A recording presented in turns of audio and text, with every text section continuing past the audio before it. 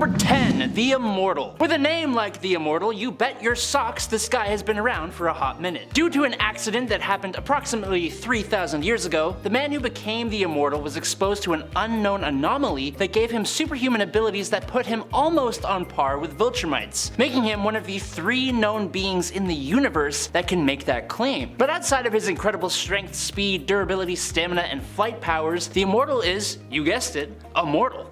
Able to regenerate at an insanely fast rate, regrowing limbs and organs, not needing food, water, or oxygen to survive, and being immune to all poisons, toxins, venoms, viruses, bacteria, parasites, pathogens, and allergens. However, funnily enough, there is a way to, quote, kill him. If the Immortal's head is separated from his torso, it needs to be manually reattached for his healing factor to activate. But despite that, even when they aren't attached, he still remains perfectly preserved until the reattachment happens. He's been around for so long that he's been a knight possibly under King Arthur as Lancelot, an explorer under or possibly as Christopher Columbus in the Spanish Armada. He fought in the American Revolution, became president of the United States by taking the alias of this guy Abraham Lincoln you might have heard of, and he fought as a soldier in the First World War. In the 1930s is when he officially became a superhero, and more recently became a member of the Guardians of the Globe. And friends, before we move on to our next spot on this list, if you love what we do here at Top 10 Nerd, why not show us you love us by clicking that like button?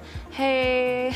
Click it! Number 9, The Darkness. The story featuring this host of the Darkness is so vicious and bloody, but also just so raw and emotional. I love it personally. While many think of a Jackie Estacado when they think of the Darkness, he is not the only host the Darkness entity has ever had, which honestly, if you're familiar with the story of Jackie, you probably also kind of know that because, you know, it gets passed down. In fact, there were many who came before Jackie. Case in point, Estacado, the Darkness host who is a leader of a Visigoth tribe during the final days of the ancient Roman Empire, circa 410 BC, after its downfall had really already begun, and some would say even kind of already concluded, I guess. Estacado is a known rebel against the Roman Empire, and a powerful one at that, wielding the Darkness in his fight against the last standing Roman legions. He ends up going head to head with Legatus and his legion after already dying and being resurrected by the Darkness twice. While he offers Legatus a chance to surrender, Legatus knows he is doomed either way, since the Roman Empire is coming to an end, and so chooses not to back down, as he doesn't really see surrendering as a real option given the punishment for doing so, were they even able to make it back home at this point. As such, Legatus's legion falls, and Estacado makes plans to march with his tribe to Rome. Number 8, Ogon Bat. Okay, Ogon Bat is a unique and cool character in his own right, but he was also one of the world's first superheroes ever, even technically coming before Superman. Originating from Japan as the god of justice and protector of the weak, his origin is that he was originally an Atlantean who was sent forward in time 10,000 years to defend the modern world from evil. He wields a scepter that fires bolts of energy, causes mini earthquakes, and slices through steel. He himself was immortal, could fly, breathe underwater, had X-ray vision, and possessed superhuman strength, speed, and invulnerability to bullets and lasers. He was summoned by a little girl who would call on him, causing a sparkle to appear around, which then turned into a bat, and then turned into the hero when it's found its enemy. It's very weird, but we just roll with it. While he initially started as a comic, he also has a TV show that appeared in several different countries outside of Japan, and I think he looks really cool. So yeah. Number 7, Cosmic Ghost Rider. Cosmic Ghost Rider is an interesting one. While I initially thought of the prehistoric Ghost Rider, Ghost, when it came to old Ghost Riders, I realized that despite being from an alternate future, Cosmic Ghost Rider is also ancient. But you know, future ancient. Cosmic Ghost Rider is the spirit of Frank Castle, who ends up becoming the spirit of vengeance after he is killed during Thanos' invasion of Earth. In this version of the story, Thanos succeeds in basically destroying Earth, and by the time Frank returns as Ghost Rider to the planet's surface, it's kinda too late for him to save his friends. He ends up alone on the planet, and after years and years of solitude with no one left to avenge, becomes, well, insane, as I think pretty much almost anyone would. Despite eventually becoming Thanos' herald, CGR is really doing his best to be a good guy. He only ever really even joined up with Thanos because, you know, well, there was no one left and he didn't want to be alone. Before even joining up with Thanos, Cosmic Ghost Rider did attempt to get his revenge on the Mad Titan, teaming up with Galactus, but even Galactus fell in this fight against this alternate King Thanos. Number 6, Exodus. Grand Duke Benny du Paris was a 12th century nobleman from medieval France. Does that count as ancient? I don't know, anyone who was around then, so I'm taking it and just running with it, okay? Cool. What you gonna do about it? Nothing, because I'm just an image on your screen. As an adult, Bene was a crusader for the Knights Templar sent to Jerusalem during the Crusades, and he even became best friends with Eobar Garrington, the Black Knight of that era. The two had set out on a quest to find the Tower of Power, when his abilities manifested after an encounter with the Phoenix Force, which were then improved further thanks to the mutant apocalypse. But thanks to Big Blue, Exodus was trapped in a tomb until the modern day when he was awoken by Magneto and joined his cause. Exodus is one of the most powerful psionic mutants in existence, with such a pristine use of telekinesis and telepathy that he can even alter electrons and molecules. His power is so strong that Marvel even had to debuff him by making his powers dependent on his or others' level of faith in this mutant, although he still regularly kicks some serious butt. Number 5. The Immortal. Due to an accident that happened approximately 3,000 years ago in the Image Comics Invincible universe, the man who became the Immortal was exposed to an unknown anomaly that gave him superhuman abilities that put him almost on par with Viltrumites. Outside of his incredible strength, speed, durability, stamina, and flight powers, the Immortal is, you guessed it, immortal. Oh. Able to regenerate at an insanely fast rate, regrowing limbs and organs, not needing food, water, or oxygen to survive, and being immune to all poisons, toxins, venoms, viruses, bacteria, parasites, pathogens, and allergens. However, funnily enough, there is a way to, quote, kill him. If the Immortal's head is separated from his torso, it needs to be manually reattached for his healing factor to finally kick in.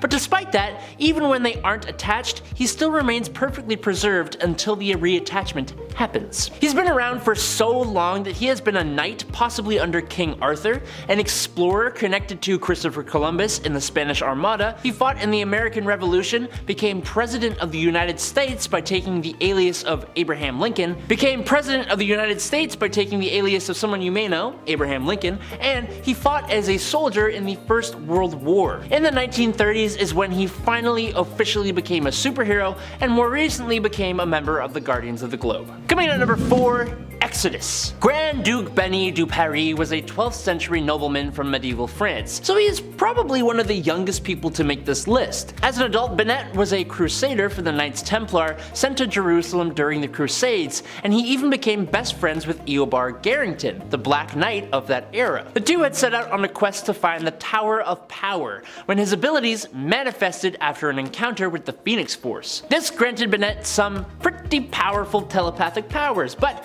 pretty quickly, these powers were then improved upon thanks to the mutant Apocalypse, and his ability to augment other individuals. Unfortunately, Apocalypse also caused Exodus to be trapped in a tomb until the modern day when he was awoken by Magneto and joined his cause, which you think would make him a villain, but he has become more of a hero as time has gone on. Exodus is one of the most powerful psionic mutants in existence, with such a pristine use of telekinesis and telepathy that he can even alter electrons and molecules. His power is so strong that Marvel even had to debuff him by making his powers dependent on his or others' level of faith in him. Still, pretty powerful though. Number 3, the Eternals. Way back in the day, the Celestials came to Earth when proto-humans began to emerge, meaning around 2 to 5 million years ago. That's a long freaking time. The Celestial first host performed genetic experiments on those early humans, resulting in 3 groups. The Immortal and Superior Eternals, the pretty grotesque and monstrous deviants, and just plain Jane regular humans. The Eternals, aka Homo Immortalis, were basically created to defend the planet Earth, specifically from the deviants and to serve Celestials. They became somewhat silent defenders of Homo sapiens, that's us, secluding themselves and rarely directly engaging with us. They built super impressive cities like Olympia, Titanos, Oceania, and Polaria, and their names have become intertwined with heroes throughout ancient history, like Gilgamesh. They are all incredibly powerful and they are all immortal, being reborn if they ever actually are defeated. An average Eternal is intertwined with cosmic energy and can lift about 15 tons without using any form of telekinesis, but a few are able to lift up to 100 tons. Other Eternals specialize in different powers like telepathy and telekinesis, and all Eternals have the ability to join with one another to form the Unimind, made of light, mind, and pure energy. And I haven't even talked about the massive Eternals called the Hex, and I'm not going to, because we're moving on. Coming in at number 2, Eternal Warrior. Gilad Anipada from Valiant Comics was ancient before the rise of the pharaohs and apparently will also survive the fall of nations yet to come. Galad, also known as the Eternal Warrior, is the youngest of 3 eternal brothers. His siblings are Ivar, aka Time Walker, and Aram, aka Armstrong. They are all immortal and were born before recorded history, so that's a long time ago. The Eternal Warrior himself is a sworn protector to the Geomancers, who are basically humans who have a special bond with the spirit of the earth itself. When the current Geomancer is accidentally taken out by Obadiah Archer, Galad is driven by his duty to track down Obadiah and exact revenge. Only problem is, Archer happens to be one half of Archer and Armstrong. Armstrong being Galad's older brother that we just talked about, who he hasn't spoken to in decades. Armstrong tries to protect his best buddy Archer from his brother, but the relentless Galad eventually catches up to them, and the duo's only solution now is to find a new Geomancer. Archer and Armstrong eventually track down the new Geomancer, Kay McHenry, who convinces Galad to not obliterate the duo, which Galad is more than capable of doing with his thousands of years of fighting experience, his mastery in tactics, and being one of the greatest warriors on Earth. Not to mention his exceptional strength, inhuman durability, and endurance, and the ability to heal from pretty much any wound. And finally, in at number 1, it's Martian Manhunter. Martian Manhunter, aka John Johns, or John Jones on Earth, is the last of his race of Martians, and he is extremely powerful, and should never be slept on, but he usually is. He speaks with the resolve and intelligence of someone who's been around for a very hot minute, and that's because he has been. According to DC, he is in the ballpark of around, or over, 220 million years old. John arrived on Earth after he was pulled there through space and time by a teleportation beam during an experiment conducted by Dr. Saul Erdl, who passed away from the shock of actually finding a Martian shortly after this. But way before that, John's race was practically wiped out a long time ago, leaving him completely alone and isolated. But now, pulled forward in time and finally on Earth with no one to tell him what the hell was going on, he eventually used his shape-shifting abilities to become a detective operating in Middletown, America. For a long time, he mainly operated from the safety of his human persona before he eventually exposed himself to the world, not like that, and became a founding member of the Justice League, and also one of its most powerful and ancient members as well. And it's Hercules. I think we all know the story of Hercules, whatever version you remember. The Disney animated movie, the DC version, the Roman or the Greek version, it's all generally the same thing. And I mean, even after that, this guy has a rap sheet of like 25 other heroic things he did, just like because he wanted to. A major factor in the well-known tragedies surrounding Hercules is the hatred that the goddess Hera, wife of Zeus, had for him. Because while there were many illegitimate offspring that Zeus, sired, let's say, Hercules was the son of an affair that Zeus had with a mortal woman. And not just any mortal woman, but a mortal that Zeus wanted so badly that he disguised himself as her husband in order to lay with her, and ordered Helios, the god of the sun, to not let the sun rise for 72 hours so that his one last night with her would last. Yeah, so not only is he the bastard of a mortal woman, he's also the product of a forced 3-day night, which I guess doesn't really bother anyone living in like Alaska or Norway, because the whole 6 months of night thing, not anything weird. Number 9, Odin. Odin ended up joining the Stone Age Avengers sometime after he actually was said to have created the humans on Midgard, which was then known as Asheim. In doing so, he had disappointed his father Bor, who decided to punish Odin by hurting the humans. Now, as someone who often seems pretty detached from human suffering later in his life, it's pretty wild to think that Odin possibly created them and was perhaps one of the first cosmic beings to actually care for them as a superhero. And I know what you're thinking, but Amanda, we all know Odin is super old. Yeah, you know that, but did you know he was this heroic? Because I always find it very surprising myself. Odin ended up returning to Asheim to act as its protector and also to learn how to better control Mjolnir, which was his hammer at the time. He ended up befriending multiple prehistoric superheroes, joining the Avengers of 1 million BCE, and he also ended up developing a deeply romantic relationship with his teammate, the Lady Phoenix. In fact, it was even revealed that the Phoenix was actually the true mother of his son, Thor, because that's what's happening now, so there we go. And it ate Blue Beetle. In 1964, during the Silver Age of comics, Charlton Comics revised the character of Dan Garrett, the original Blue Beetle, for a new Blue Beetle series. Charlton's new Blue Beetle retained the original's name, but no powers or backstory, making him a different character. This Beetle was an archaeologist version of Dan, who obtained a number of superhuman powers including super strength, flight, supervision, ability to generate energy blasts from a mythical scarab that he found during a dig in Egypt, where it had been used to imprison an evil mummified pharaoh, because of course it was, which gave way for the DC Comics version of Jaime Reyes. DC's introduction of Jaime Reyes in 2006 retconned and expanded upon the Blue Beetle mythos, but given that the scarab was found during a dig in Egypt, where it was used as an attempt to overthrow Vandal Savage back in the 26th century BCE. Yeah, that's pretty ancient to me, okay? I mean, the scarab was created by Nabu, for God's sakes. Number 7. Iron Fist. Fan Fei is the Iron Fist of the Stone Age Avengers, also known as the Avengers of 1 million BCE. Fan Fei is actually the reason why the ritual to become the Iron Fist and gain its unique powers was all about fighting Shao Lao in a battle to the death. This wasn't, however, because Knull wanted to challenge Fan at the time and believed she should, be their champion. This actually happened as the result of a punishment. Fan Fei, you see, was a kung fu master who had been trained since birth in Knull, but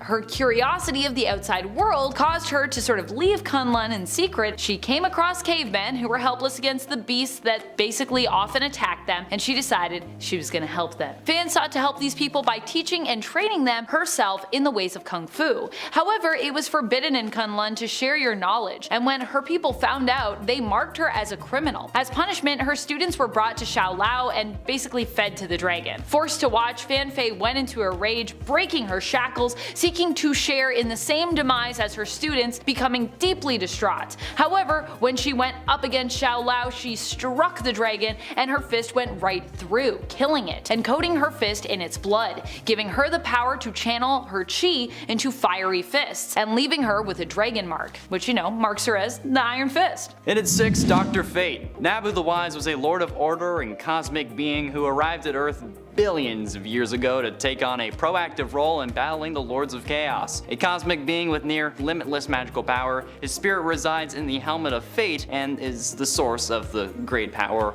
held by those who wear the mantle of Dr. Fate. Dr. Fate is just the helmet. Fun fact, you all knew that. Dr. Fate's origins begin over 10 billion years ago, which I personally think qualifies as ancient, or maybe even older than that, if there is anything older than that. I don't know. My senior year contact teacher was pretty old. But not long after the formation of the universe, were there born two elemental forces, the Lords of Order and the Lords of Chaos. You can kind of see where this conflict is going. On the world called Celia, the Lords of Order manifested themselves, the first sentient race in the universe, and a race of incorporeal magical beings at that. After millennia, circa 3500 BCE, the Lords of Order descended onto Earth and then became Nabu the Wise, who was also an advisor to the pharaohs of Egypt. He's old, okay? I don't know what else I need. I said 10 billion years. I think that's pretty solid. Number 5, Dormammu. Dormammu, I've come to bargain. Dormammu, I've come to bargain. Dormammu, yeah, you get it. You saw the movie, you know what I'm doing. Doctor Strange's greatest nemesis is also one of the most powerful ancient evils in the Marvel Universe across the multiverse. Ruler of the Dark Dimension, Dormammu is an interdimensional entity capable of existing for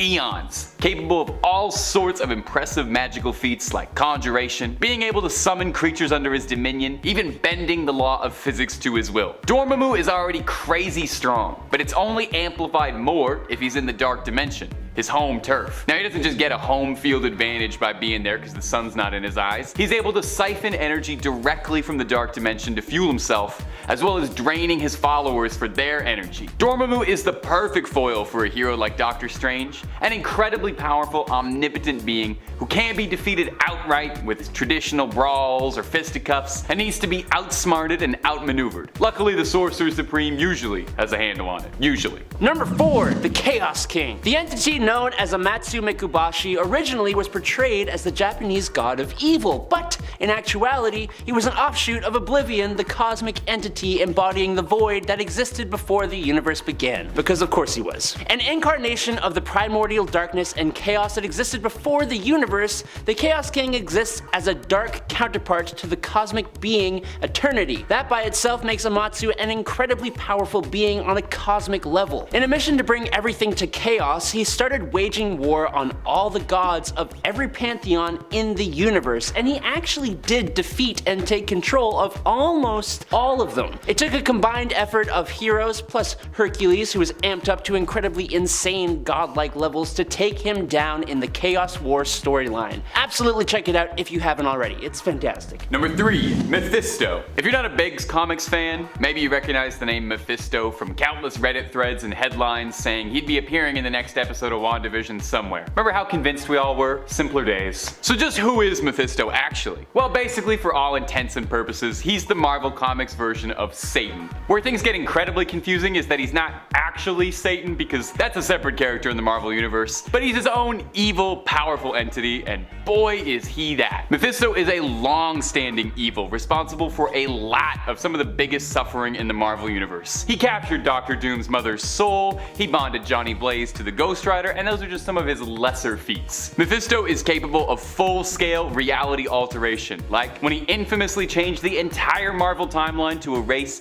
Peter and Mary Jane's marriage in exchange for healing Aunt May. Also, he could nip a timeline in the bud where he was defeated by Spider-Man's daughter. You gotta respect that level of pettiness. He hasn't shown up in the MCU yet, but I wouldn't be surprised at all if he's coming soon. Just give it some time. One more day, maybe. And in at number 2 is Cyttorak. Cyttorak, also known as the Destroyer, Lord of Oblivion, and Master of the Raging Storm, is an immensely powerful extra-dimensional being hailing from the Crimson Cosmos. He was worshipped as a god and a demon by the primitive humans of Earth until he was banished back to the Crimson Cosmos. As the Destroyer, Cyttorak's main goal is to just cause destruction and raise destructive power. To do this from the Crimson Cosmos, and also to win a wager with 8 other deities like himself, he created the Crimson Gem of Cyttorak, which allows him to select a person to be his avatar, enhancing them to become the indestructible and immortal Juggernaut, like Cain Marco and the other avatars. Now, if you pay close attention to the magic wielders in the Marvel Universe, particularly Doctor Strange, you will hear them invoking Cyttorak's name to cast some of their strongest spells. For example, the Crimson Bands of Cyttorak. He doesn't really show up a lot in the pages of Marvel Comics, but when he does, it's always as this super imposing, terrible force. And finally, coming in at the number 1 spot, well, it only made sense to have this below everyone else, the one below all. Yeah.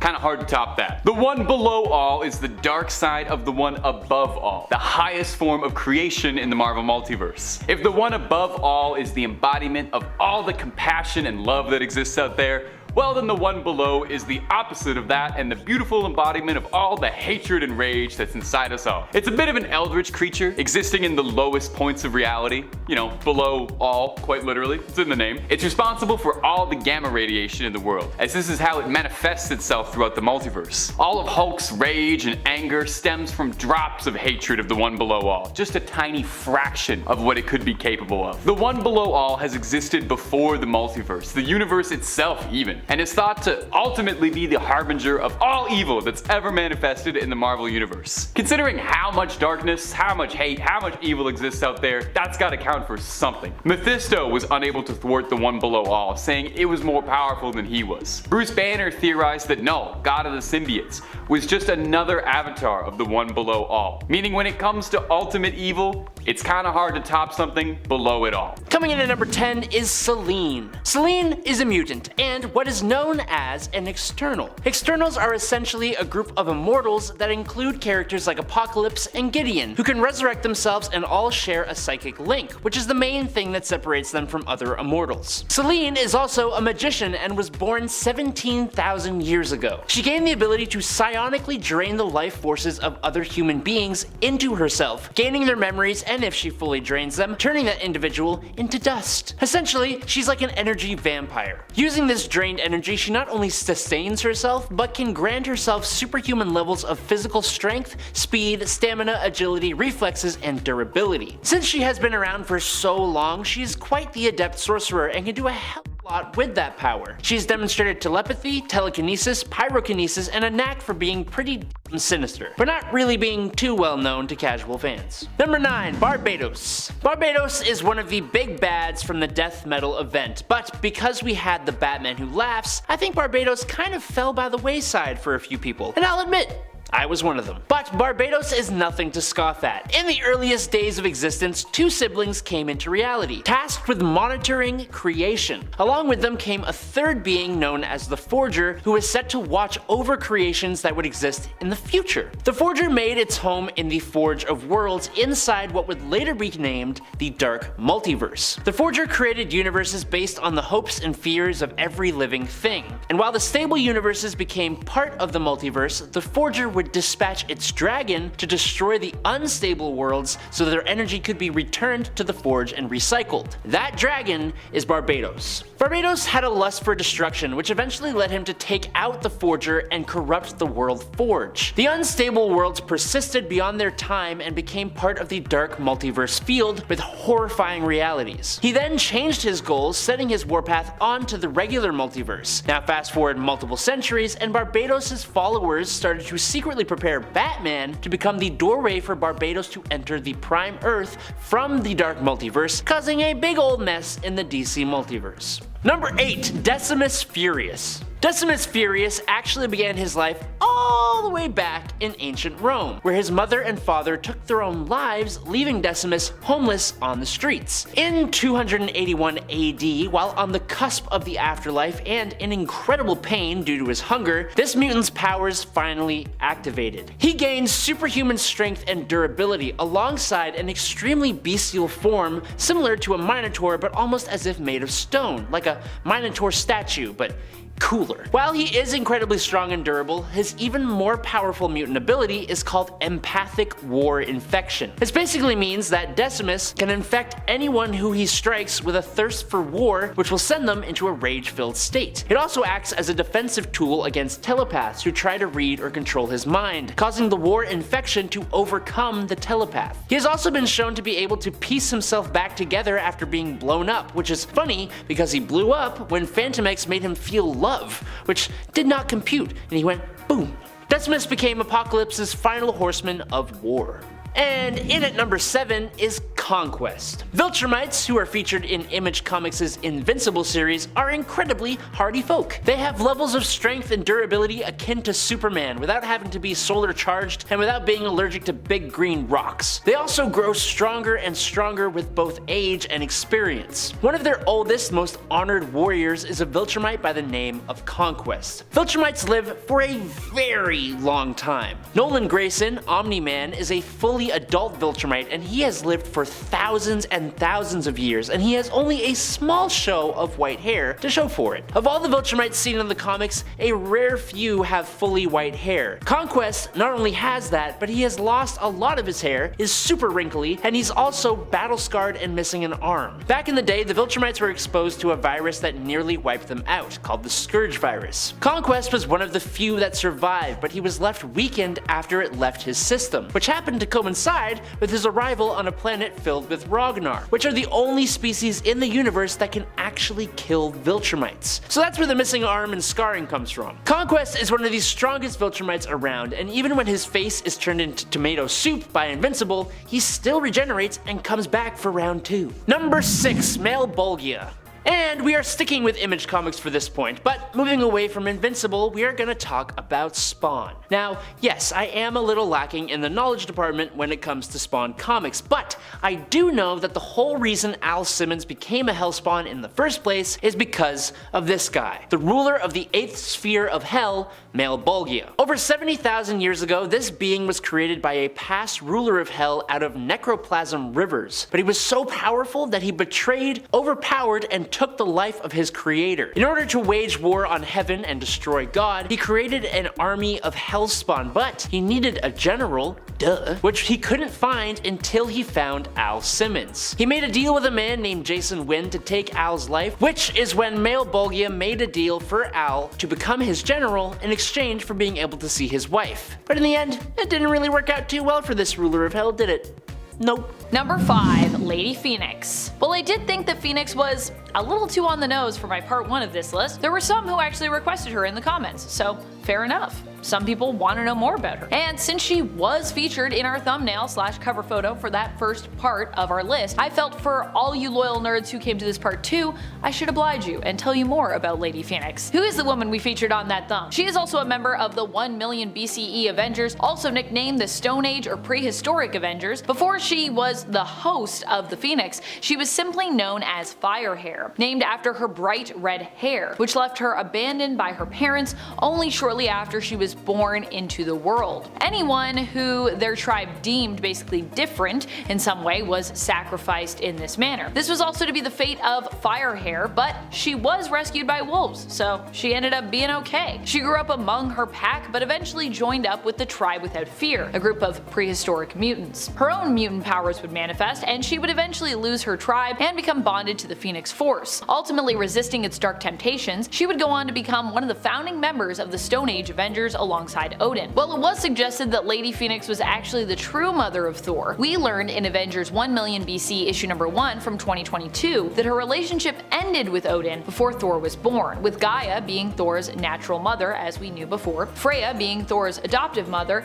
and Lady Phoenix being dubbed kinda like his bonus mother, after she helped Gaia give birth to Thor and saved him from a premature death. And then Gaia was like, you can be mother to Thor too. So we got that all figured out. Sorry what I said on part 1 is not exactly true. Not his mother, well she is his mother, but she's not his only mother. He's got a lot of mothers. Number 4, Artemis. Artemis was also once Wonder Woman, don't you know? Back in the New Earth continuity. She herself is an Amazon, and despite her youthful appearance, like most Amazons, she's pretty old. In fact, in the New Earth continuity, she was also granted eternal youth as the result of a spell that Circe had cast upon her. In the Prime Earth continuity, she is just straight up immortal. She hails from the Bana Migdal, which is a splinter group of Amazons all their own. Like I said, there are many different tribes. Princess Diana of Themyscira and Artemis have often been presented as rivals in the comics, with Artemis often being jealous of Wonder Woman and kind of striving to prove herself superior to Diana. But despite this, she is ultimately a force for good and a hero, though her warrior's heart might be a little harder in comparison maybe to Diana's when it comes to her heroic approach. Number 3, Red Sonja. Red Sonja is an interesting one to think of as old, considering how she is often portrayed in the comics, but like Conan, who I touched on during the part 1 of this list, Sonja herself is also ancient in the sense that she hails from the past, the Hyborian Age. She was a creation of Robert E. Howard's, who initially existed within Marvel, but eventually ended up being moved over to Dynamite when it comes to who owns the right to this fiery, fierce warrior character. The Hyborian Age was actually a pastime in Marvel history, at least that is what we're led to believe based on the fact that both she and Conan hail from the reality of Earth 616. Red Sonja set out on her path to become a fierce fighter at a young age, after she was left orphaned when her family were killed and her people were attacked by a group of mercenaries. Red Sonja hails from Western Hyrcania and often fights to help those who cannot help themselves, even sometimes training those she comes across so that they might actually act as a hero in their own story. She is sometimes also a sword for hire, but generally only takes jobs that kind of fit with her own particular moral code. And she does have a moral code, even though she's a mercenary a lot of the times. Number 2, Shazam. Wait. Billy Batson is super old? No, we aren't talking about Shazam. No, not that Shazam. Not the Shazam formerly known as Captain Marvel. We're talking about the Wizard, who gave Billy Batson his powers and who has also been known by the name of Shazam. Initially in the Prime Earth continuity, we were led to believe that the Wizard was simply someone who bestowed powers on Billy, but we'd later learned that he was actually one of the old gods Shazam would actually get his powers from. This truth of the Wizard's, aka Mama Roggins, aka Shazam's origin would be revealed after Billy Batson was left depowered following the action of Grail, Darkseid's daughter, who basically cut off his access to his powers by untethering the old gods from his magic lightning. While not a direct superhero, the Wizard is a powerful force of good who is even able to help repower Billy from the afterworld in spirit form, finding basically new gods for him to be empowered by. Number 1, Eternal Warrior. Marvel and DC are not the only publishers who have ancient heroes. Even Dynamite, now owning Red Sonja, is not the only publisher with ancient superheroes by any stretch. A lot of people have ancient superheroes. In fact, one publisher that was suggested in the comments that has tons of ancient superheroes is Valiant Comics, so I'm happy to be talking to you about that. Great suggestion. This particular hero from Valiant that we're talking about is Gilad Anipada. Gilad was one of 4 siblings granted immortality. He has used this extended time over his life to train up, becoming a master in many different areas of combat. He acts as a hero in the comics, being tasked with defending the Geomancer of any given generation. Geomancers were kind of born in a line, and they're magical heroes in their own right who were chosen to act on behalf of the Earth as the planet's defender, and who are able to communicate with nature and the Earth. And the Eternal Warrior basically just acts as like their guardian, so heroes protecting heroes. Kicking off the list today at number 10 is Conan the Barbarian. Conan was born on a carnage-strewn battlefield in the hills of the westernmost region of Chimeria, all the way back in the Hyborian Age, aka around 13 to 10,000 BC. The fact that Conan was born on a battlefield was considered to be an omen that Conan would grow up to be a great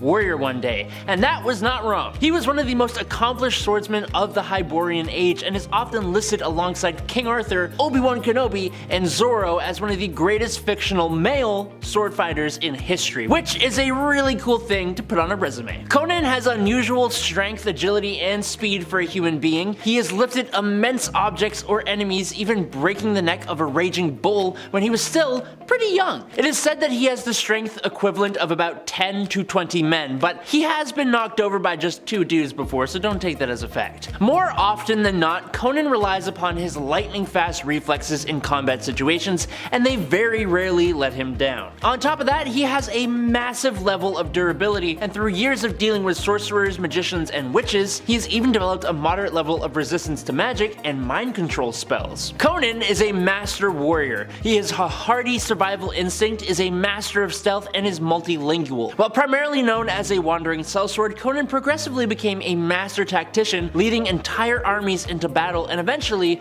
Conan even became the king of Aquilonia, and also eventually a hero interacting with the heroes of the modern day. In at number 9, it's Red Sonja. If we are talking about Conan the Barbarian, then we need to talk about Red Sonja, because not only is she from the same time period, she's arguably even more capable than Mr. Barbarian himself. Red Sonja lived with her family in a humble home in the western Hyrcanian steppes. I don't know if I pronounced that right, so let me know in the comments down below. When she had just turned 17 years old, a group of mercenaries attacked, taking the lives of her father, Ivor, her mother, and her 2 younger brothers, and burning their house and all their possessions to the ground. Now she survived, but was then horribly mistreated by the leader of that group. Understandably, Sonja raged for some revenge. Answering this, the red goddess Cyttorak appeared to her and instilled incredible skill in the handling of swords and other weapons under the condition that she would never lay with a man unless he defeated her in combat, which is a weird kind of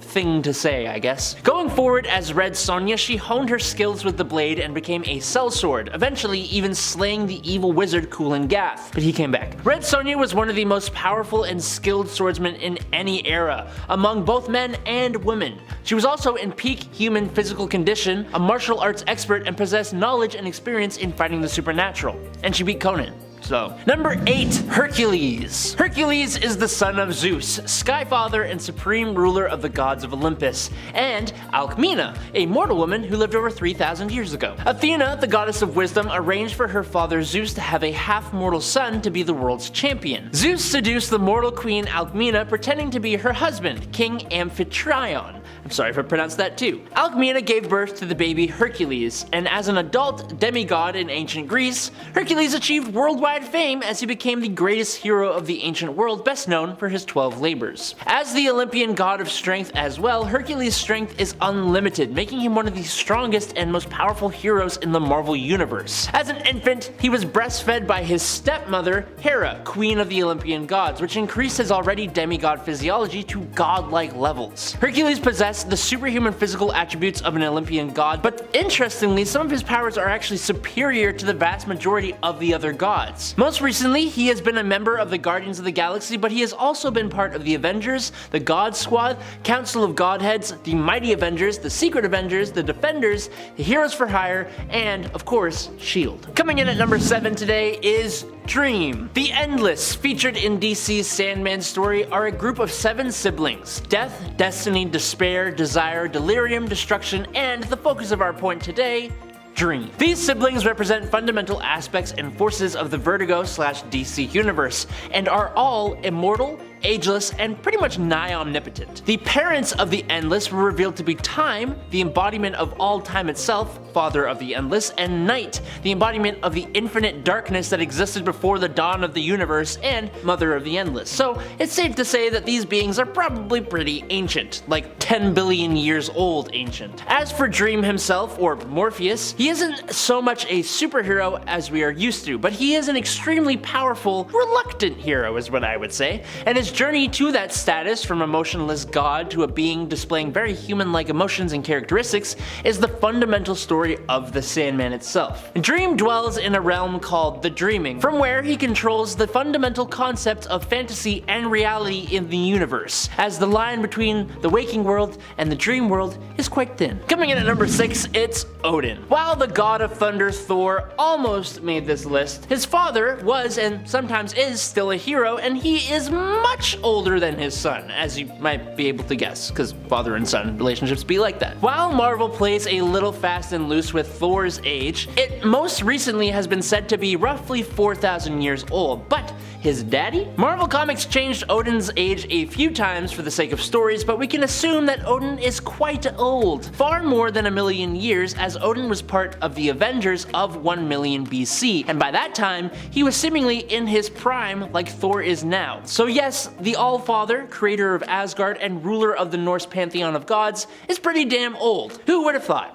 Not me. But he is certainly no pushover, being the protector of the 10 realms. He is the strongest and wisest of all Asgardians. In his physical prime, he could lift 90 tons, but that number can be boosted up a whole lot to a whole other level thanks to Odin's ability to tap into the Odin Force, which has allowed him to headbutt Galactus into unconsciousness, which is really impressive. As an example of the power he wields, Odin had a fight with Seth, another god, which was waged on several planes of existence simultaneously and felt across infinite planes of reality. The energy released from their battle was so powerful, it shattered entire galaxies, reignited dying suns, and ripped the fabric of the multiverse itself. So, yeah. He's pretty nuts. Number 5, Moreland and the Inheritors. Moreland and the Inheritors sounds like the name of a band. A band of vampires? Not a thing. A coven of vampires, really, I guess I should say. And no, I don't believe they play musical instruments and or perform in any kind of musical acts, sadly. Moreland and the Inheritors are a threat that we meet as we go into the Spider-Verse. They were the main antagonists of the Spider-Verse event in the comics, which promised to feature all the alternate Spider-Men, women, and folks that had ever featured. And they were also the main antagonists of the follow-up event, Spider-Geddon. The Inheritors are basically energy vampires that feed specifically on what is known as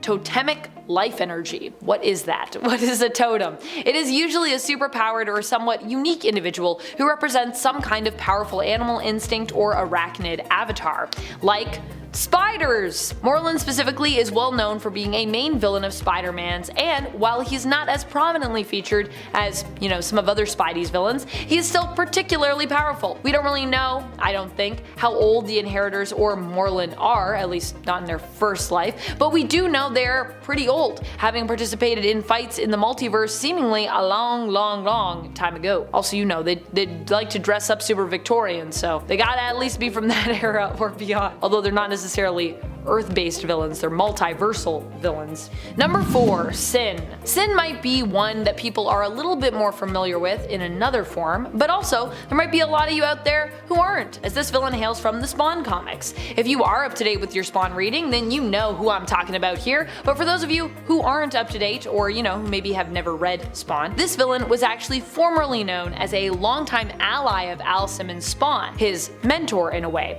Cogliostro. While initially just seeming like a well-meaning fellow Hellspawn, seeking to teach Al the ropes and also help to guide him away from being fully used as a pawn of hell, Cogliostro is actually later revealed to be more ancient than we might have otherwise thought, in fact also being known by another name even before he was known as Cog. Cain. Yeah, the Cain, the man from biblical myth who killed his brother and was condemned for it, Cain of Cain and Abel. After revealing that he was really only helping Spawn to serve his own interests and becoming a villain, Cog was redeemed once more for a short little while before becoming a villain again, who has the ability to drain the power of other Hellspawns, being known now as Sin. sin with two ends. Number 3, Rama. Well, we all know Kang the Conqueror now, thanks to him being featured in the MCU and Quantumania, and the hype for his inclusion in that film being very, very real, I would say at this point. Not everyone is as familiar with the other versions of Nathaniel Richards from Earth 6311. Despite the fact that this is a villain from the future, Kang actually has existed across time in many different forms, adopting the form even of an ancient pharaoh. This was back when Kang was a ruler in ancient Egypt, before he was really even Kang. Nathaniel Richards became obsessed with the reality of Earth 616 and would eventually construct a time machine shaped like a sphinx and use it to travel back in time to around 2960 BC. Having brought with him a robotic army and advanced futuristic weapons, it wasn't long before Nathaniel was the ruler of Egypt, taking the name of Rama-Tut. This version of Nathaniel also became focused and obsessed on the creation of En-Saba-Nur, who, as Rama-Tut knew, was destined to become the world's first mutant. Number 2, Perpetua.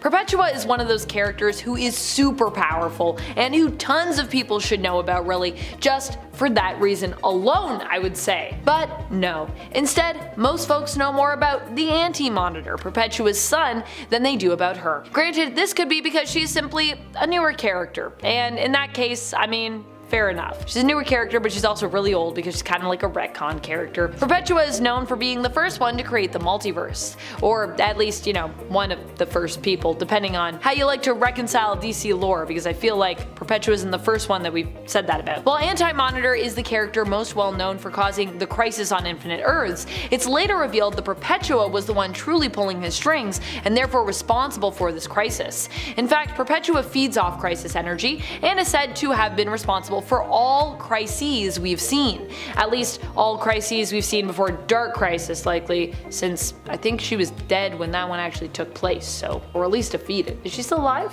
I don't think so. Number 1, Rotat of Lemuria. Heading back to the Hyborian Age once again on one of our ancient lists, which by the way, if you want to visit the Hyborian Age again and again, you should check out part 1 and part 2 of our ancient superheroes list. We got you. Rotat of Lemuria is a common example of how magic was presented often in stories from the Hyborian Age, especially in regards to Conan's story there. Rotat made his first appearance in issue number 37 of Conan the Barbarian from the 70s, when everyone was into the sword and sorcery genre. In this same issue, Rotat was killed by Knull after he was hired by the king of Lemuria, who was frightened of Rotat's power.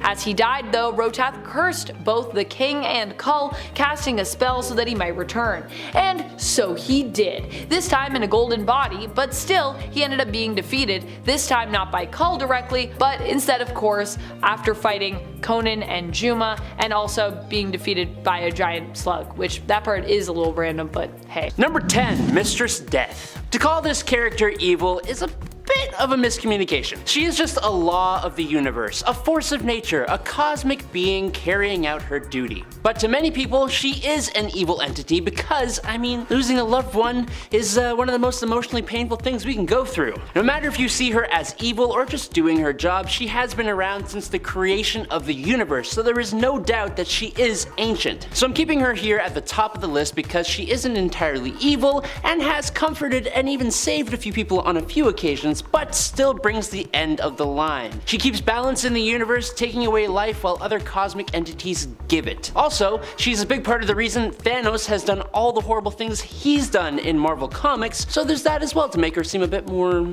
evil. Coming up on the 9th spot is Knull. That's with a K. And this fella is bad news. He's an eldritch entity, the god of darkness, ruler of the void, and oh yeah, homeboy created the symbiotes. Any evil that's come from the many symbiotes can all be traced back to Knull, who rules over the hive mind. When you stop and consider just how much suffering the symbiotes have been responsible for, how much damage and destruction, and all of that can be pointed back to Knull, you gotta figure that is a pretty powerful ancient evil. Decked out with some sweet symbiote armor and an impressive sword, Knull has his sights set on galactic conquest with his symbiote army. And honestly, he was making a pretty good play for the throne were he not stopped by Eddie Brock in a truly staggering duel of cosmic proportions. Sure, yeah, you might have birthed the symbiote race, but it's hard for anyone to top the guy who made symbiotes cool in the first place. You can't beat Venom. I mean, he's got his own theme song by Eminem. How many of us can say the same? Number 8, Celine. While a lot of beings on this list are cosmic and godlike in their nature, Celine is a mutant external and a magician, born 17,000 years ago. She gained the ability to psionically drain the life forces of other human beings into herself, gaining their memories, and if she fully drains them, turning that individual into dust. Yikes. Essentially, she is a vampire, just without any of the blood draining stuff. Using this drained energy, she not only sustains herself, but can grant herself superhuman levels of physical strength, speed, stamina, agility, reflexes, and durability. But that's not her only powers. As an external, she also possesses immortality, allowing her to even resurrect herself. Since she has been around for so long, she is quite the adept sorcerer and can do a hell of a lot with that power. She has demonstrated telepathy, telekinesis, pyrokinesis, and the knack for being just pretty sinister. Number 7, Shuma Gorath. Now maybe you remember Shuma Gorath from a star-studded appearance in Doctor Strange in the Multiverse of Madness. Except psych! Due to a licensing issue, that was actually Gargantos. But it was supposed to be Shuma Gorath, so you were right to think that. Marvel's resident Lovecraftian god, who's lived for millions of years beyond the stars. Even older than the Marvel universe itself. Quite literally, if you want to get a bit metatextual with it, since Shuma Gorath began life as a villain for the Conan mythos, tying itself into the greater Cthulhu mythos with H.P. Lovecraft, who was a pretty good friend of Robert E. Howard back in the day. It's a pretty interesting backstory and makes sense since Shuma Gorath is an all-powerful multi-dimensional entity. It only makes sense that it exists across the multiverse in ours as well. Shuma Gorath is about as powerful as a Lovecraftian god can get, boasting all the usual feats: incredible strength, difficult to put down, all kinds of psychokinetic abilities that leads him into all sorts of clashes with everybody's favorite sorcerer, Doctor Strange. Number 6, the Black Winter. You know, Galactus almost made this list, but why choose him when you can choose a bigger version of him? Where Galactus consumes individual planets, the Black Winter devours entire realities. The Black Winter, the Star Plague, the Blight Storm, the Rot Blizzard, or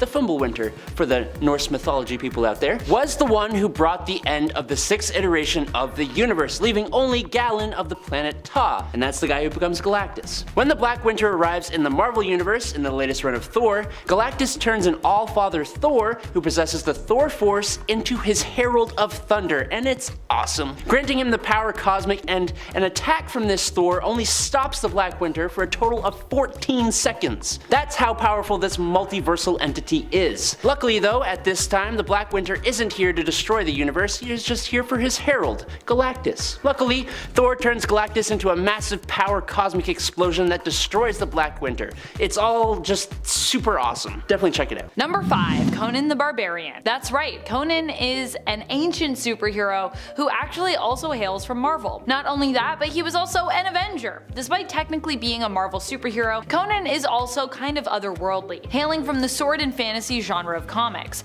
Although for Marvel, Conan is still labeled as an Earth 616 character, hailing from their main comic book reality. He does, however, come from the Hyborian Age, an old hero from the past. But he was one of the heroes still summoned by Doctor Strange and Elektra when they brought together their own team of savage Avengers to stand against the threat of Kulan Gath. This went down in Jerry Dugan and Adam Gorham's Savage Avengers series, which I still really want to read. It looks super good. It just looks like such a great time. And Conan's presence on the team is definitely part of the reason for my motivation to jump into this series. Hopefully in the near future. I have a lot of things to read. And at 4, Mr. Majestic. I put this here because I like the word majestic, but also this is kind of weird. Mr. Majestic is a Wildstorm comic superhero created by H.K. Prager and Jim Lee. He made his first appearance in Wildcats number 11 as a backup story, but he's known for being the strongest superhero in the Wildstorm universe, and he shares quite a few similarities with Superman. But given that Wildstorm is owned by DC, there shouldn't really be any conflict there. Mr. Majestic is originally from the planet Kara and was known as Magistros, but yeah, this isn't like Superman at all. I don't know what you're talking about. Why are you saying that? He has 2 kids, Kanesha and Magistrate, but there was also an infertility crisis in his homeworld, which resulted in only 1 child per woman. Yeah, so how did this happen? Well, Magistros and Coda warrior Lady Xana, who was also later known as other things, it doesn't matter. They were chosen not to breed, but since Coda warriors became priestesses after giving birth, Xana's mother pretended that Ganesha was stillborn and then claimed to have given birth to her herself. Yeah, so basically Ganesha passed off her daughter as her sister, which is a whole... They're old. It's old. It's an old thing. I don't... Number 3, Starbrand. Vin is the Starbrand in 1 million BCE. He ends up becoming the Starbrand after leaving his tribe. He left them because he believed he did not belong due to the fact that he realized he was gay. Something that seemed to be unacceptable to his people in that time. On his journey, he sought out a garden he had seen in a dream, which it turned out appeared to be the biblical paradise known as the Garden of Eden. Once he found it, he also found Burke. Also no vowels. No vowels for these people in prehistoric times. The two men became lovers, but would eventually be separated after Burke died in a deviant attack. It seemed the deviants wanted the garden for themselves. The attack resulted in a cave-in, and while Burke did not survive, Vin did, finding the body of a dinosaur who had previously been the Starbrand. Vin was imbued with its powers and fought against those who had killed Burke. However, in the process, this also destroyed the garden. Vin would go on to become the hero known as Starbrand in his time and join up with the other Stone Age Avengers of 1 million BCE.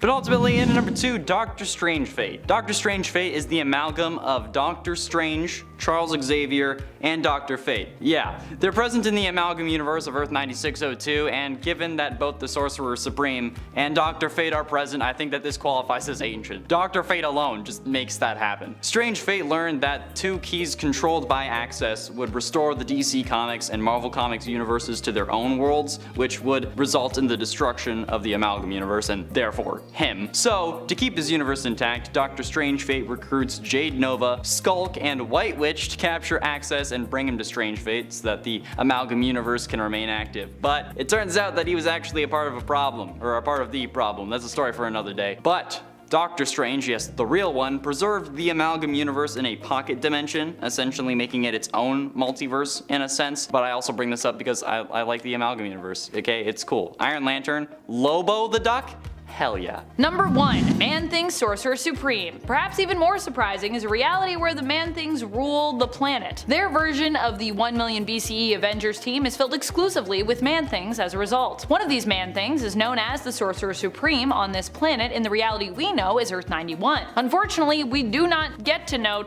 too much about this version of Man-Thing, as he is killed by the Masters of Evil when they come to his reality in Avengers Forever issue number 5 from 2022. What we do know is that like Dr. Stephen Strange and many other Sorcerer Supremes, this Man-Thing does seem to possess a cape, although it is a bit shorter than Strange's, I would say. His version of the Eye of Agamotto, or his version of the third eye, I'm not really sure what's going on with this, also seems to be something that he has, but he wears inside his chest, or on his chest. I think Dr. Strange ends up with a third eye at one point, but he's also got the Eye of Agamotto, so I don't know. Instead of Man-Thing wearing this anywhere else, or having it on a chain or a necklace, implying, that this eye is a part of him. Or perhaps it's simply, like I said, just a third eye, and it's just on the chest. I feel like that wouldn't be, I guess he doesn't really wear clothes because he's a Man-Thing, so actually I guess it'd be fine. Number 10, the Question. In the Prime Earth continuity, the Question, or a version of the Question, is revealed to be one of the oldest beings in the world of DC. This is revealed after we learn that the Question was one of the criminals in essence that the Circle of Eternity, located at the Rock of Eternity, chose to punish for their crimes against humanity. This group of beings who were punished were known as the Trinity of Sin. The Question would go on to become a hero following this. This version of the Question is largely a mysterious figure who has not appeared as much, probably because the original version of the character, Vic Sage, and his predecessor, Renee Montoya, ended up both returning to the comics recently. What we do know is that the Question had his memory erased from history and from himself, with even his face being left completely featureless,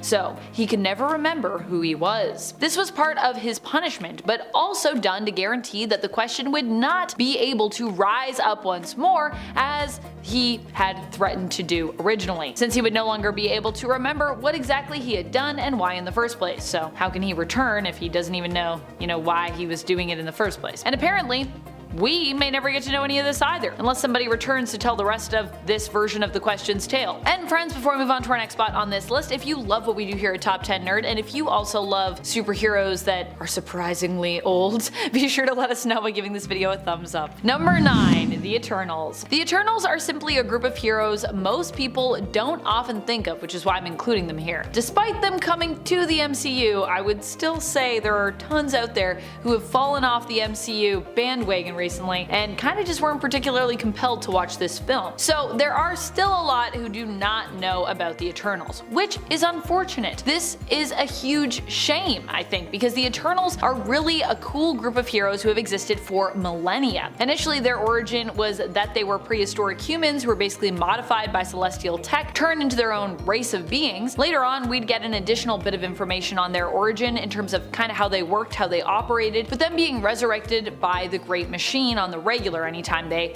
died. That's how they were eternal, almost being like kind of androids with a soul in a sense at one point. The Great Machine is actually also Earth, which is both a big blue ball that everyone lives on and at its core an actual machine, a resurrection machine in part. Its survival is intrinsic to the survival of Earth and all life forms living on it, and it was, up until recently, also tied to the Eternals, meaning that for Earth to continue, the Eternals would also have to continue to be called into existence. The Eternals, being ancient heroes, were initially the enemies of the Deviants, who were also created by the Celestials. They defended Earth against the Dark Celestials, or they tried to, and have also become ingrained in human mythology, with them being the real-world heroes from ancient epics and folklore. Hawkgirl. While Hawkman recently appeared in Black Adam in the DCEU, which has been rebranded with their highly anticipated reset impending as simply the DCU, Hawkman isn't the only hero out there who is ancient among the Justice Society. And no, I'm not talking about Dr. Fate, who also is pretty old. In fact, many people probably didn't even know that Hawkman was really even ancient per se. He doesn't look old, that's for sure, but he is, in fact, not in body, but in soul. Hawkman is the reincarnated soul of ancient Egyptian Prince Khufu Qatar. Carter Hall is only the latest in a line of incarnations of the prince in the comics, and his love, Sheara, was also reincarnated as well throughout the years, becoming known as the hero Hawkgirl and also as Hawkwoman. Later, this origin would be retconned, tweaked somewhat, so they'd actually be even older than ancient Egypt, instead becoming ancient aliens from the planet Thanagar, who simply came to Earth. Their original souls in this version of the tale were each believed to belong to Shra and Qatar the Deathbringer, who were both cursed to be reincarnated alongside each other throughout eternity. Number 7. Gaia. Gaia is someone that we perhaps don't think of as being an ancient superhero because, well, we just don't really think of Gaia that much. She hails from Marvel Comics and is the goddess of Earth. Gaia is seen as one of the oldest gods that Marvel has to offer us, being one of their elder gods. In fact, Gaia is kind of one of the only elder gods who could be seen as heroic or good. At least one of, I would say she's up there, considering she is one of the few who managed to avoid becoming a demon. She also actively sought out the demiurge in order to produce offspring that would help to rid the universe of the other elder gods who had been corrupted after they became demonic, giving birth to Atom, who then became the Demigorge, the God Eater. She's probably also one of the oldest heroes mentioned on this list at all, so there's also that. Number 6. Nubia. Nubia is possibly even older than most other Amazons, who are generally known for being old and immortal just standardly. In Infinite Frontier, her story was retconned so that she was no longer a woman held and mistreated against her will for a long time, but a princess reborn in the Well of Souls. Nubia was born from the Well of Souls reincarnated around the same time that Princess Diana was born, and the two grew up often being thought of as sisters. And if you're wondering why I was mentioning that she might be older than some of the other Amazons, that's just because she's reincarnated. So although Nubia in her own form is around the same age as Diana, she also got an old soul, you know what I mean? She would spend many years as the guardian of Doom's doorway, and would act as a loyal supporter to Queen Hippolyta, even when it seemed that she had betrayed her. In fact, Nubia's loyalty to the Amazons in the current continuity has not failed, and she even recently was chosen to be the new queen of the Amazons. And we're not just talking about the Amazons of Themyscira either, but in fact all known Amazons in existence, as there are actually multiple Amazonian tribes in existence throughout the world. Number 5. 5, Uranos. Okay, technically this guy actually appeared in What If number 24 in September of 1980, but he didn't really do much and was never really mentioned until very recently. Uranos the Undying is an Eternal and one of the deadliest beings in the Marvel Universe. Uranos, like every Eternal, was created by the Celestials 1 million years ago, but he believed the Eternals best fulfilled their purpose if they exterminated both the deviants and humans, all life outside the universe, and imprisoned the Celestials. Luckily, his brothers Kronos and Oceanus disagreed, plunging the Eternals into a civil war. Ultimately, Uranos lost that war and was captured by his brothers and became the first Eternal to be imprisoned within the Exclusion, where he stayed for over 500,000 years because of the failsafe he imposed upon the machine. That failsafe being that if he dies, his greatest celestial designed weapons will be unleashed on the world. Recently, mutants have been revealed to be related to deviants, making the X-Men enemies to the Eternals, and the Eternal Druid called on Uranus for help in Axe Judgment Day number 1. And he definitely did help. As in a matter of 20 minutes, Uranos eradicated Cable, Magneto, and David Haller, otherwise known as Legion, along with a bunch of other powerful Omega level mutants.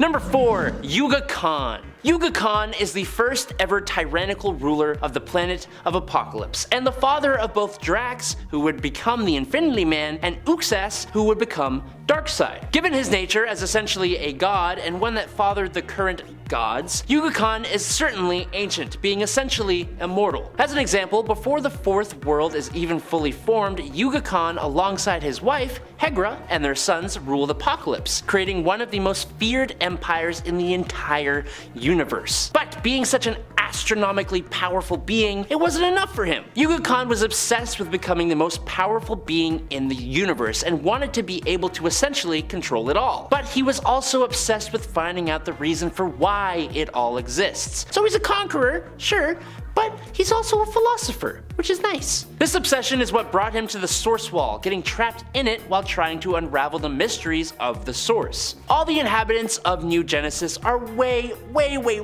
stronger, faster, and smarter than humans, being almost all on a level akin to Superman, while also being immortal. But Yuga Khan, he is the most powerful of them all. So much so that after an absolutely colossal effort, Yuga Khan was even able to break free of the Source Wall. That act released energies that could be felt throughout the galaxy and caused the universe itself to shake.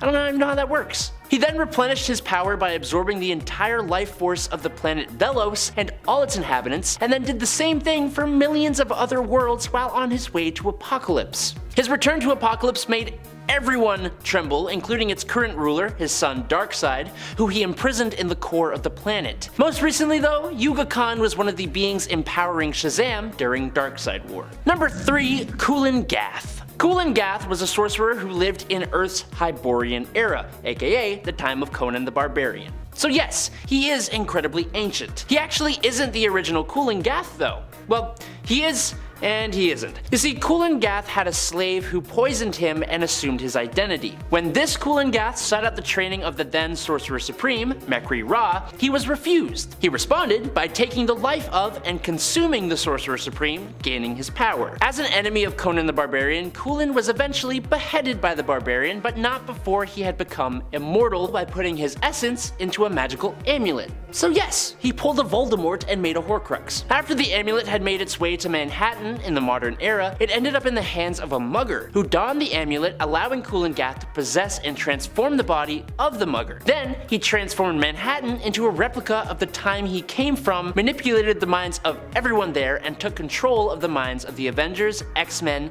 New Mutants, and Morlocks to hunt down Spider-Man. It took the combined powers of Doctor Strange and the mutant magic to change time so that the mugger was killed by Nimrod instead and never possessed by Gath. You know you're a problem when people just go back in time to make sure that you never get back. Number 2, the Great Darkness. So great. You can't get much more ancient than existing before creation. The Great Darkness was the literal darkness and nothingness that existed before the Presence ever came to be. When the Presence, aka God, said, "Let there be light," the Great Darkness is the one who went into hiding. At some point, a clan known as the Brujeria, which is, I think I said that right, attempted a ritual to reawaken the Great Darkness in order to destroy God and reshape the universe. Instead of being completely evil though, it was more like an animal who was confused and didn't understand its power or what its purpose even was. The Great Darkness, also sometimes referred to as the Great Evil Beast, went on a warpath, easily defeating many heroes and waging a solo assault on heaven itself, decimating everything in its way to demand answers from the Presence. It even caused the three main figures of hell to form a union with each other just in case it decided to attack them, which it didn't. When the Great Darkness reached heaven though, it met Swamp Thing, of all people, who taught it the concept of good and evil, explaining that one couldn't survive without the other. The darkness then reached up and God reached back and they became one and the same as yin and yang, or as a balance, that kind of thing. Recently though, the Great Darkness played a large role in the Dark Crisis event. It's basically the overarching villain of the entire DC multiverse, but also it's kind of just a force of nature.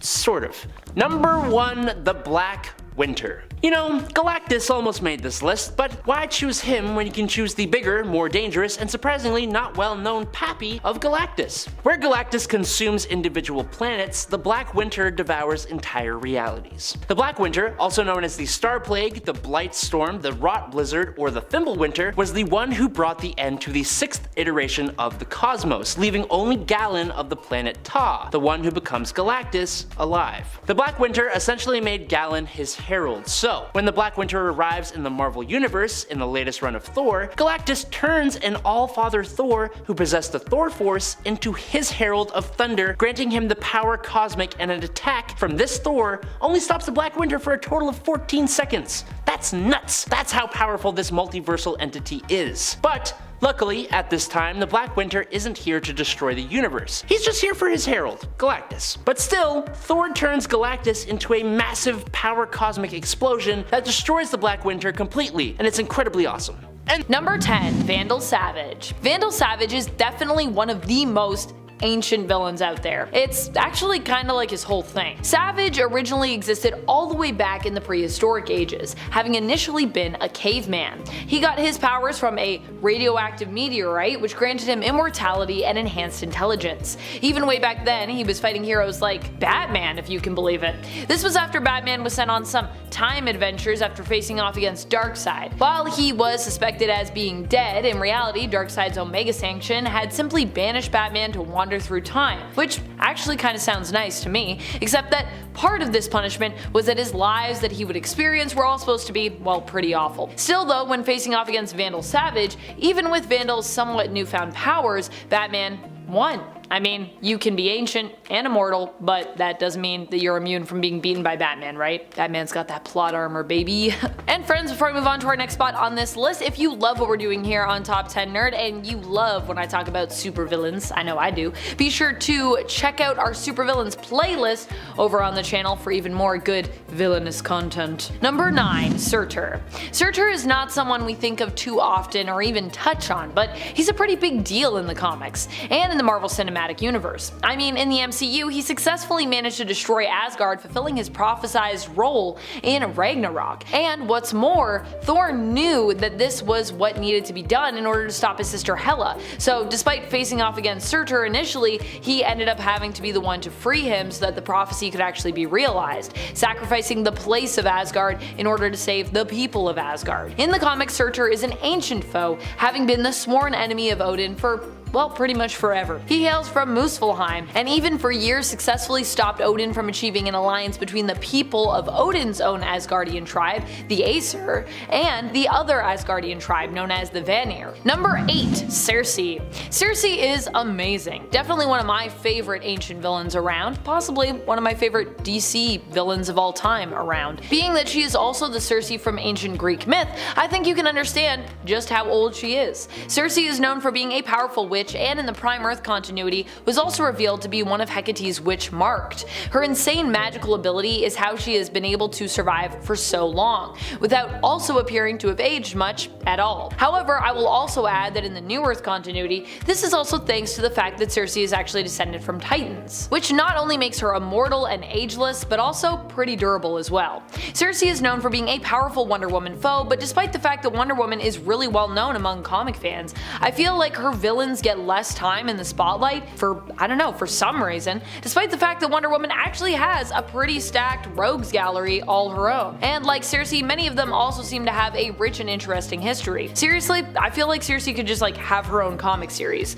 That's how much she has and has had going on throughout her life and throughout the comics. Number 7. Morgan Le Fay. Speaking of powerful witches, Morgan Le Fay is a villain we really don't get to showcase or focus on a lot on this channel, so I am taking this opportunity to remind you of just how ancient and how bad she is. Morgan Le Fay is a villain who hails originally from Arthurian legend and was adopted as a character in Marvel Comics all the way back in 1955, making her first appearance in Black Knight issue number 1. But of course, she's actually much older than 1955 in terms of her canon character history. Morgan Le Fay existed just after the ancient and mythical times of the island of Atlantis. In this version of the story, not all of the island was lost, and actually some islands that were part of Atlantis still existed, chiefly Avalon, which is where Morgan was born. Unfortunately, the remaining isles of Atlantis would eventually also be drowned and swallowed up by the sea, causing Morgan, her mother, and the man who would become known as Moreland to flee to Britain. This all happened before the 6th century, with Morgan eventually temporarily becoming Merlin's apprentice. As a villain, Morgan has not only tormented the people of her own time period, but she has also traveled to the present day and threatened the people and heroes of that time as well. Number 6. Barbatos. Barbatos is the Bat God, who basically helped Batman to become what he is today, but as part of his own dark machinations. At least, Barbatos claims to be that. According to Barbatos, he was the bat that appeared before Bruce the night that he decided to become Batman, inspiring the young Bruce Wayne to go on to don the cape and cowl, and becoming a major symbol for Batman. Barbatos was once the loyal ally of the World Forger. He was a dragon who would destroy worlds that were unstable, often built on fear, known as belonging to the Forge of Worlds. Barbatos, however, grew to enjoy destroying worlds so much that he actually decided to rebel against the World Forger so he could destroy more worlds, ultimately destroying his master, which allowed him to corrupt his Forge of Worlds, with it warping and ultimately becoming known by a name you might be more familiar with, the Dark Multiverse. Just as the World Forger is one of the oldest beings in the cosmos over at DC, so is his pet dragon gone rogue, Barbatos. Barbatos would go on to recruit others to his new purpose to destroy the main multiverse. Number 5. The Old Guard. Can we call the Old Guard heroes? I'm not really 100% sure on that. They're ancient warriors who've been many things over the years. Not all the things they've done were necessarily good, but I would say for the most part, they've tried to stay on the side of good, so I think I'm gonna count them for this list. And that's definitely where they are at when it comes to where we meet them in the modern day. Or at least, the direction they're headed towards, I would say. Initially, the Old Guard were a group of immortal mercenaries led by their oldest member, Andy, aka Andromaca of Scythia, who is thousands of years old. It is in their welcoming of a new member that we get to see some of the good in them, despite them being essentially expensive, deadly, and nearly indestructible guns for hire. Their immortality is as much a mystery to them as it is to readers of the series, seemingly happening to each member miraculously and really without explanation. One minute they were alive, the next dead, and then inexplicably right back to living. In 2020, the Old Guard comics got their first film adaptation through Netflix. As with most Greg Rucka creations, the premise and his approach had me hooked, pretty much. Number 4. Medieval Spawn. Okay, I'm gonna come right out and say this, I know nothing about Spawn. I did not watch the show, I never read the comics, I really have no right to be standing here in front of you talking about him, but I'm doing it anyways. Don't worry, I'm not actually talking about the Spawn. I'm going to be talking about medieval Spawn. Naturally, medieval Spawn was not only a hell spawn, but also a knight living in 16th century England. And if you think about it, knights were almost like medieval superheroes, with tales and stories all their own. Sir John of York fought during a civil war in England, but was released from his service to Henry II after he and 3 others mistook the king's anger for orders and went and took the life of the Archbishop of Canterbury. Now, once he passed at the hands of his king's bodyguards, he he was sent to hell for his crimes, where he made a deal with Malebolgia and returned as a hellspawn. He then went around England committing good deeds in the hopes of redeeming himself, but he continues to survive after being basically bonded to his armor and now possessing anyone who chooses to don his helmet. And I need to start reading Spawn.